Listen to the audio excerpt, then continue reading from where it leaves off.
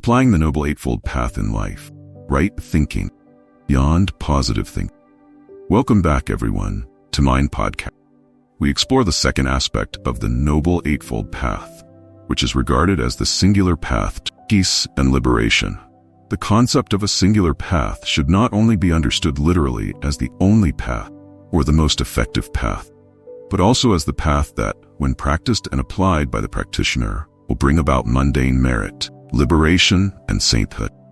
The effectiveness of the Noble Eightfold Path helps practitioners transcend two lifestyles, one of indulgence in sensual pleasures, epitomized by marital sexual life, and the other of asceticism, where the body is subjected to hardships, leading to the loss of sensory pleasures.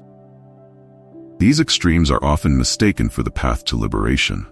The Noble Eightfold Path helps us avoid these two extremes, aiding in the development of right vision and the application of right faith in proper thinking. We should not equate proper thinking with mature thinking as commonly understood in lay terms. Mature thinking involves deep contemplation, considering all aspects, before and after, inside and outside, self and social relations.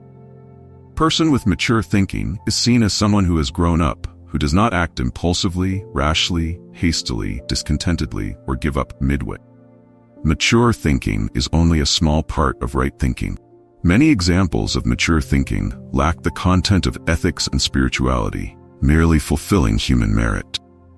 Millions of people with mature thinking are still superstitious, believing that God is the creator of humans, mountains, and the universe.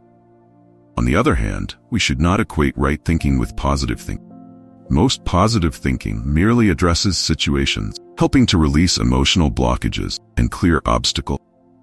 Positive thinking may involve reassuring oneself to overcome life's challenges, such as a person in a desert with only half a cup of water left, who thinks, "I'm lucky to still have water to avoid dying of thirst." In a similar situation, a pessimistic person might think, "My body is too large for this half cup of water to make any difference. Better not to drink at all." By not drinking, a person becomes exhausted from thirst, leading to many other negative consequences. A person who knows how to make the most of what they have with a content attitude, having no other choice after making an effort, is a positive thinker. They rejoice in what they have in the present. The half cup of water might partially restore their health, relax their muscles, and release mental tensions. This person feels comfortable. However, this positive thinking is not right thinking. It is merely a positive attitude from different perspectives, helping people handle difficult situations. The meaning of right thinking. What is right thinking? The word right in Pali is sama. Due to the limitations of expression in Vietnamese, maturity and positivity are only small parts of right thinking. The Pali Canon defines right thinking as all human thoughts and intentions that do not involve thoughts of attachment, thoughts of harm, and thoughts of delusion. According to Buddhist psychology, all afflictions leading to suffering directly stem from the three poisons: greed, hatred, and delusion. When identifying that all obstacles arise from attitudes, psychology, and perceptions rooted in these three poisons, the question remains, how to overcome them? To overcome them, one should not align with them in any form. Human thinking is considered the director of actions. After practicing for a while, even with limitations, the level of progress and transformation in our consciousness will advance. Those who practice methodically can succeed in controlling speech and actions within a few years. This is the coarse aspect that calm individuals can easily overcome without much difficulty. Many people, without practicing Buddhism, can also demonstrate this through self-help books or by training their character to become more profound, capable of delaying emotional reactions, and thinking more carefully before deciding on any issue. Through diplomacy, we can achieve smiles, joy, and exuberance in the face of adversity. We do not speak words that are offensive or hurtful to others. Such individuals are still not considered to have right thinking, but merely exhibit skillful experience, the result of education, training themselves to win people's hearts. The ideas of harm may still be concealed within their consciousness, not yet expressed through specific actions. Such individuals may still be living with wrong thinking. Wrong thinking. Harm. The explosion of information technology challenges people with wrong thinking. Most violent movies tend to cause addiction in viewers. Youths often feel uninterested in films lacking these elements. When exposed to such films, seeds of violence are unconsciously absorbed. Others consciously receive them. Thus, the thinking that agrees with or reacts to the two character archetypes in violent movies leads viewers to live with wrong thinking, aligning with the elements of harm. Historical films that reconstruct past events such as World War I, World War II, the Vietnam War, the American Civil War, etc., often lead viewers to take sides, one in opposition to the other. People often call this righteousness and unrighteousness. When we agree with righteousness because they sacrificed for the homeland, if not trained in emotion, we will inevitably develop a sense of satisfaction, agreeing with the tragic deaths of enemies. This is wrong thinking. We are indirectly agreeing with the idea of killing. Today's video games are very sophisticated. Children are drawn to violent scenes of shooting, fighting, to become virtual snipers or fighters. Wrong thinking is inadvertently sowed in a very dangerous way. In the future, just a small disagreement or dissatisfaction could trigger the seeds of violent video games, turning them into an obsession, making children replicate those actions. Due to wrong thinking, they do not realize this. Western psychology allows the use of substitute objects to release hatred for someone disliked. By selling many effigies or allowing the drawing of images, they can then use sticks, knives, or other weapons to stab, chop, or slash the effigy or drawing. They feel like they are executing that person. Indians like to do this. Although Indians are considered to live harmoniously with nature and animals, opposing political parties during elections often bring effigies of opposing parties, shoot, kill, and burn to humiliate. Indian law allows this. Wrong thinking is very dangerous. Although no real life is ended, the action and thought of killing are still carried out, and the consequences of this negative action are enormous. We must clearly see that anyone who sows the seeds of wrong thinking about harm, even if no one is actually killed, will still face negative karma that shortens life or leads to premature death. Not to mention other negative impacts that could lead to bedridden illnesses or incurable diseases. Because the mind is always tense, the knife of harm is present in our hearts. The object of our hatred is not yet dead, but the person holding the knife in their heart is gradually dying over the years. Wrong thinking is the enemy of life. Some soldiers, while protecting the border, a noble act that helps others live and work in peace, are ready to sacrifice their lives. If they are not analyzed and trained, wrong thinking will appear daily. Wrong thinking about harm can become a driving force, making people no longer fear evil. Gunfire for ordinary people is a source of fear. For soldiers with wrong thinking about harm, it becomes a motivation to shoot. The smell of gunpowder, the smell of blood, death creates a strong source of hatred, pushing them forward to kill. Such wrong thinking drives people to extreme measures. Meanwhile, the righteous soldiers defending the borders, for a war of self-defense, are motivated by compassion, not wanting the enemy to sow the seeds of harm in our homeland, not wanting the innocent to die, not wanting injustice to prevail. They pull the trigger to stop the invaders' wrongful actions. Compassion results in merit. Pulling the trigger is an act of killing. The two karmas cancel each other out. The merit of the righteous soldiers, stemming from compassion, is greater than that of soldiers driven by hatred to kill. We see many generals who plan and order battles that result in the deaths of tens of thousands, but still live long lives. Because their mental state throughout the time of action did not stem from harm, from compassion and responsibility. Their karma of killing is still there, but it is offset by greater merit. Meanwhile, many people die prematurely despite their contribution. The difference lies in the motivation behind the killing. When the enemy falls, some soldiers have a habit of firing a few more shots. This act of killing one person, but with the intention to kill multiple times by shooting more, greatly increases the weight of the karma of killing. The negative consequences are extremely severe. Wrong thinking about harm brings many negative results. Vietnam has experienced many wars. If we do not deeply absorb the compassion of the Buddha, the resentment on the battlefield will cause rebirths many times, leading to eternal hatred. Resentment is difficult to untangle effectively if we do not transform the seeds of killing in our consciousness. Wrong thinking. Anger. Thinking rooted in anger can be expressed through behaviors like spitting, glaring, shouting, banging tables, pushing chairs, stomping feet, yelling, cursing, ordering beatings, or personally using weapons to injure the object. Wrong thinking based on anger is a major threat in all behavioral interaction. Many couples have personalities like water and fire. One says one thing, and the other reacts with 5 or 7 responses. The more educated they are, the more sophisticated their wordplay becomes. The less educated express themselves bluntly. Whether blunt or sophisticated, they leave pain in the listener and the speaker.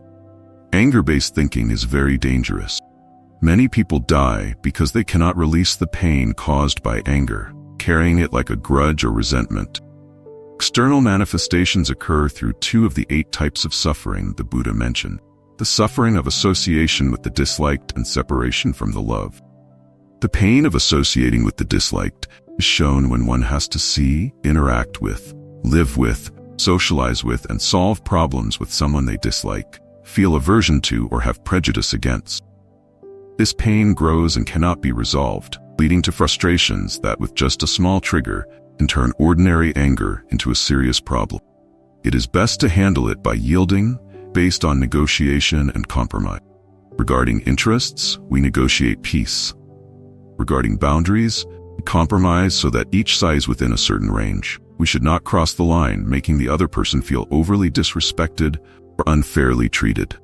Each surge of anger in the mind leads to dissatisfaction. Dissatisfaction can go in 2 directions. One direction is to raise great resolve, strong aspirations, so that in the future we do not fall into the same ruts or failures as those who came before us. This is positive dissatisfaction. Second direction is very dangerous, living in an idealistic, idolizing mindset but not achieving the standards we set. Frustration, discomfort, and resentment make us tired. Without transforming the emotions of wrong thinking, we become their victim. The result can be suicide or madness, becoming people who don't care, leading to self-destruction, personal crisis, and causing crises for others. The story of Qian is a historical lesson. Living in the context of a ruined country, with a king who only listened to slander, he was a loyal minister with a vision, a heart, a method, and a responsibility, but he was not trusted. In court sessions, King only heard the instigations of the bad people. His righteousness became a threat, leading to the king's disdain and scolding. Enraged, he left the country.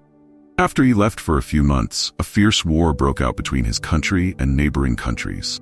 Hearing this, his heart was torn. Finally, he thought there was no point in holding on, and he kept comforting himself with the thought, "The world is corrupt, only I am pure. The world is drunk, only I am sober." His judgment in the historical context in which he lived was not wrong, but it was not the solution to the problem of anger-based thinking, a threat that had taken hold of his soul. He met an old herdsman with a simple piece of advice. "Why don't you know how to use the clean water to drink, the soiled water to wash your face, and the dirty water to irrigate the fields? Every kind of water has its use. There's no need to discard it when it's not clean. You know you're clean. Others are not clean. There are still parts you can use. Therefore, there is no need to harbor anger that ruins your life." However, Qian did not listen to the herdsman. Due to his ego, he thought the herdsman was an ordinary person, not capable of advising him. Dissatisfied with the court, he returned to rural life but did not live comfortably. Tormented by adverse conditions, Qian couldn't endure it and decided to drown himself in the river on the 5th day of the 5th lunar month, known as the Dragon Boat Festival. Wrong thinking based on anger, even if it is justified, can lead to very serious consequences. It is still seen as an object for practitioners to transform. Even though there was dissatisfaction with the sight of soldiers gambling, cockfighting, and indulging, proclamation to the officers, with its heartfelt, earnest words, could still stir the heart of the most irresponsible person, reminding them of their duty to the country. Such dissatisfaction, though containing a bit of wrong thinking, was directed by right view to contribute and serve. We strive to improve positively. Wrong thinking is completely eliminated, and right view is still a supportive factor. In the middle-length discourses, the Buddha said, "Where there is right view, there is right thinking." Thanks to right view, we have faith in the sun to forget the darkness, faith in the destination to forget the hardships of walking on unpaved, thorny roads. Positive thinking is the inevitable result of right view. Using wrong thinking based on anger makes us easily give up midway. Too angry to endure, we destroy and waste everything we have contributed. To achieve endurance, we must liberate wrong thinking based on anger. Life is very complicated. Sometimes, very simple things that many people know, but in a specific historical period, cannot be accomplished. Limited by laws, and those who hold power and policies may not have a broad or deep perspective, so rightful proposals are hardly heard. Frustrated with the situation, many people become discouraged and give up, not contributing. To overcome obstacles, Mahayana Sutras teach us to practice patience. Patience is often translated as endurance or tolerance. However, the term kshanti, forbearance, in Buddhist context is a positive attitude of patience, not just endurance as fate would have it. Kshanti includes facing adversity, interacting with difficult people, seeing and hearing things that are unpleasant, but handling them without allowing anger to arise, whether subtly or openly. One example of anger's harmful effects is the story in the Three Kingdoms of how Zhuge Liang devised a plan for Zhang Fei to defeat Cao Cao's army without losing a single arrow or spear. Zhuge Liang knew there was a giant fish, Jing, living under a large bridge, and Cao Cao's army would pass over it to battle Zhang Fei. Zhang Fei, who revered Zhuge Liang as a master, was ordered not to open the secret martial arts manual. Zhuge Liang gave him until he stood in the middle of the bridge. Zhang Fei obeyed the command. When he stood on the bridge and saw that Cao Cao's troops were many times his number, Zhang Fei opened the letter and found it was blank. The anger of a brave but reckless person made Zhang Fei let out a loud roar. The roar startled and enraged the giant fish, causing it to thrash about and break the bridge, leading to the collapse of the bridge and the death of Cao Cao's soldiers. This was Zhuge Liang's strategy. After winning the battle, Zhang Fei admired Zhuge Liang even more. The story gives the impression that Zhang Fei's roar of anger created a resonance with the anger of the giant fish, causing the bridge to collapse. This, too, is a consequence of anger. The opposing soldiers were killed without the use of weapons.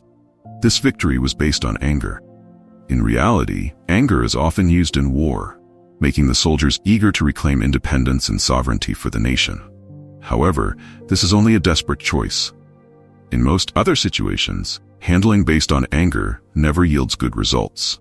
By chance, the situation was arranged by the strategic genius Zhuge Liang. If it had been someone else, the outcome might not have been the same. Wrong thinking, superstition. Wrong thinking lacks understanding of causality or is based on superstition. Many Buddhists, after decades of going to the temple, still harbor thoughts like, "In my house I should worship the 9 heavens mysterious lady, the mother goddesses, Guan Gong, the kitchen gods, the god of wealth, the land gods."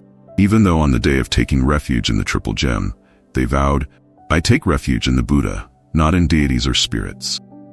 The Buddha does not want to hold a dominant role like in other religions. Here, we must understand why it is unnecessary to rely on God, deities, or spirits. Everyone and every species lives according to the law of cause and effect. If God and the deities exist, they too cannot escape the law of cause and effect. Why rely on them and fall into fatalism?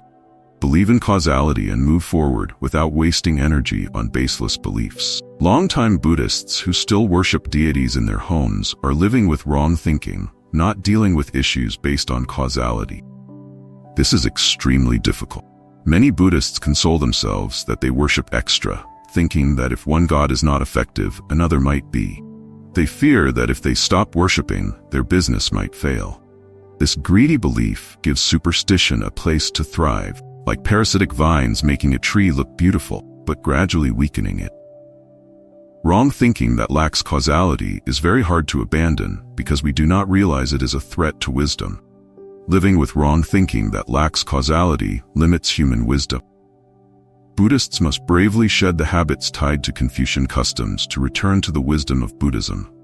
Many Buddhists travel to China and Taiwan, visiting souvenir shops selling a creature called the Pi Shu. This creature has a large belly, a big mouth, but no anus. Chinese believe that worshipping this creature will bring good fortune, as money flows into the house and does not flow out. This is logically flawed, contrary to science. Any creature or person who consumes but does not excrete will die. We have many parts to expel what we consume, including defecation, urination, sweating, and the death of cells. The process of impermanence creates life every second, every hour, every day, every month, every year, that we do not know. Baking in more does not mean more wealth. Having a lot of money but not doing charity. When dying with a stingy, miserly heart, it is hard to find peace, as one clings to material possession. The culture of the pea shoe is a culture of superstition, not based on causality. Some people worship the god of wealth to seek fortune. The god of wealth is usually worshipped in a standing position, with a statue about 1 meter tall, placed on an altar or in a corner of the house, not in the bedroom, as it is not a solemn place. If not worshipped properly, wealth may be lost. The Chinese have a deep belief in this superstition, thinking that the larger and more luxurious the statue, the more their merit will increase. They do not realize that the god of wealth cannot save himself, let alone others. At the end of 2008, we read a heartbreaking but highly philosophical news. A company producing terracotta statues of the god of wealth in Vietnam went bankrupt due to competition from Chinese porcelain statues. The quality of the company's statues was low, but the price was higher. As a result, the company was left with excess stock and went bankrupt. If the god of wealth had the power to bless, millions of statues produced should have made the owner rich, yet the company went bankrupt. The notion of wealth and prosperity, not based on causality, will lead to failure. Wrong thinking, greed. The global financial crisis lasted 18 months, from mid-2007 to January 2009. About 1 billion Chinese, 87 million Vietnamese, and hundreds of millions of people indirectly related to Chinese culture, such as Japanese, Thais, etc., prayed to the god of wealth, but it did not prevent the crisis.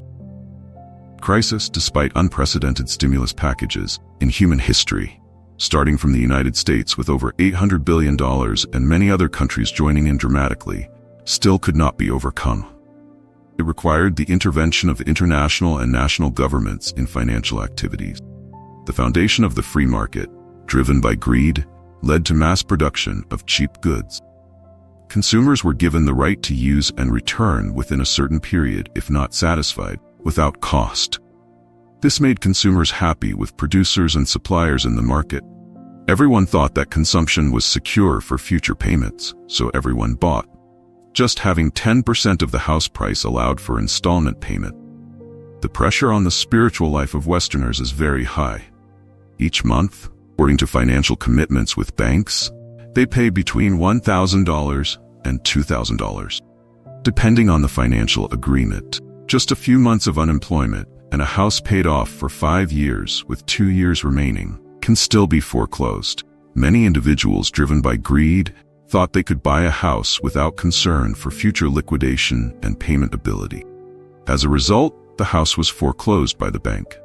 Banks, thinking they could profit by lending at high interest rates, also went bankrupt when individuals and debtors went bankrupt. Suddenly, land prices dropped to just over a third. We see that liquidity ability is the deciding factor.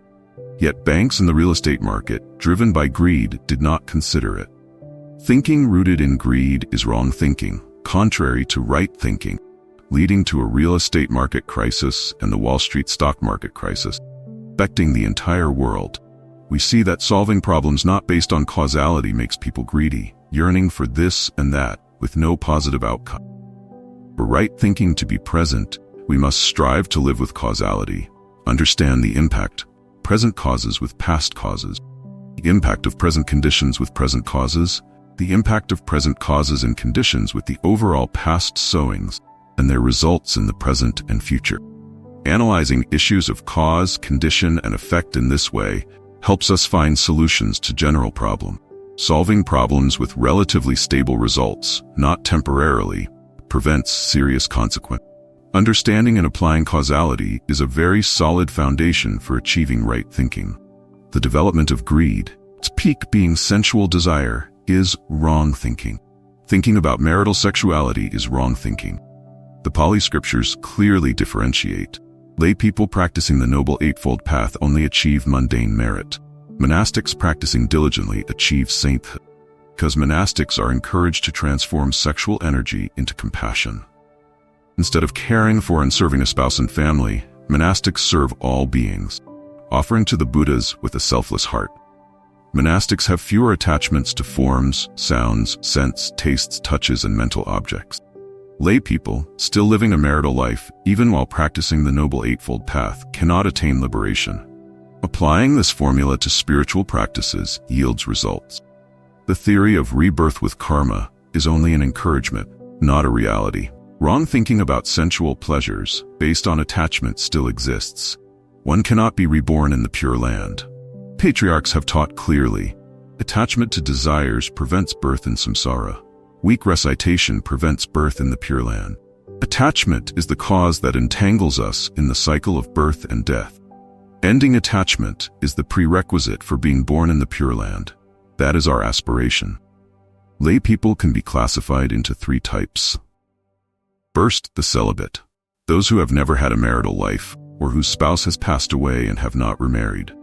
Celibacy can be close to monastic life, but is not equivalent. As not being involved does not mean it has been transformed. Second, as age progresses, physiological activities nearly cease in women and become subtle in men. We do not pay attention to sexual activities, but they have not been transformed, thinking they are gone, but they are still subtly present as seeds. Third, still having a marital life, keeping the 5 precepts strictly, 1 spouse, 1 partner. In these 3 situations, the first and second may surpass the third but still cannot compare with monastic. The Buddha clearly differentiated. Lay people have limitations. Sensual happiness is the highest. Monastics live without boundaries, not satisfied with worldly happiness. They can aspire to become monastic. Lay people find it difficult to attain liberation. Lay people practicing the Noble Eightfold Path achieve human and heavenly merit, understand the Dharma, and are born in periods close to the Buddha, with opportunities to live in peace and happiness, without needing liberation. For liberation, they must become monastic. Thinking about marital sexuality never becomes saintly. Contemplation plays an important role, and images are the main objects of contemplation. In the Tibetan Buddhist schools, we see images of the Buddha and female deities engaged in intercourse, both seated on a lotus. Tibetan Buddhism explains that the Buddha in this posture symbolizes compassion, and the female deity represents wisdom. The union of compassion and wisdom brings about the highest level of spiritual practice. This image of contemplation is considered special and is revered by most tantric practitioners for practice. The essence of contemplation, if positive, gives us a certain spiritual content. If negative, it becomes an obsession. Wrong thinking is defined in the Pali Canon as thinking about sexuality, thinking about harm, thinking about anger, and thinking not based on causality. Contemplating an image of intercourse is wrong thinking. Regardless of how it is explained, it is still wrong thinking and cannot become right thinking. As a result, nearly all Tibetan Buddhist schools allow monks to marry. Only the Gelugpa school of His Holiness the Dalai Lama adheres to the traditional monastic life as taught by the Buddha, where monks live celibate lives. The Buddha is the only one in human history who clearly saw the harm of sexual life for monastic. The Buddha taught methods to transform, helping us avoid psychological repression, becoming a true saint. Other religions do not concern themselves with this issue. Monastics are allowed to marry. Even in the Christian Bible it is not prohibited. The Buddha saw clearly that the entanglement in birth and death is tied to attachment. Thinking rooted in attachment is wrong thinking. Lay people living a marital life still live with wrong thinking to the extent of attachment. This is the difference between Buddhism and other religions. Another explanation for Tibetan Buddhism is that when monastic life became secularized, monks began to marry, and they had to find many reasons to justify it. During that period, they created many new tantric scriptures, including one stating that Bodhisattva Avalokiteshvara played the role of a layperson with a wife and children, and still attained enlightenment. This was essentially a justification for married monks. Combining compassion and wisdom, we do not need to use images for contemplation. The Buddha said, "When milk is mixed with water, the boundary cannot be determined." Or, when canals, streams, lakes connect with rivers, and rivers merge with the sea, there is no boundary between the sea and the river. Only the salty taste of the sea remains. We have hundreds of other images to describe the harmony between compassion and wisdom. There is no need to use images of wrong thinking about attachment in intercourse. Intercourse images cannot lead to wisdom, liberation. The consequences will inevitably occur. Tibetan Buddhism has contributed significantly to the world by spreading the tradition of reincarnation. The West came to know Buddhism through this. Secularization is something the West highly favors. This explains why they accept Tibetan Buddhism more than other forms of Buddhism, because Western culture is based on attachment. They see attachment as normal. They express it everywhere, and it is not seen as wrong in their culture. The secular activities of Tibetan Buddhism have been quickly accepted by the Western world. Based on the traditional Noble Eightfold path, it is still considered wrong thinking. Practitioners have no opportunity to progress far on the spiritual path. In conclusion, the four contents of wrong thinking that need to be transformed by Buddhist practitioners include thinking about killing, thinking about anger, thinking about delusion, and thinking about attachment. Anyone who strives to eliminate all four wrong thoughts is considered to have right thinking. Right thinking here is not just positive thinking, mature thinking, or correct thinking according to induction, synthesis, deduction, analogy, etc., but also transcendent thinking, worthy of our practice, leading to peace and liberation in life.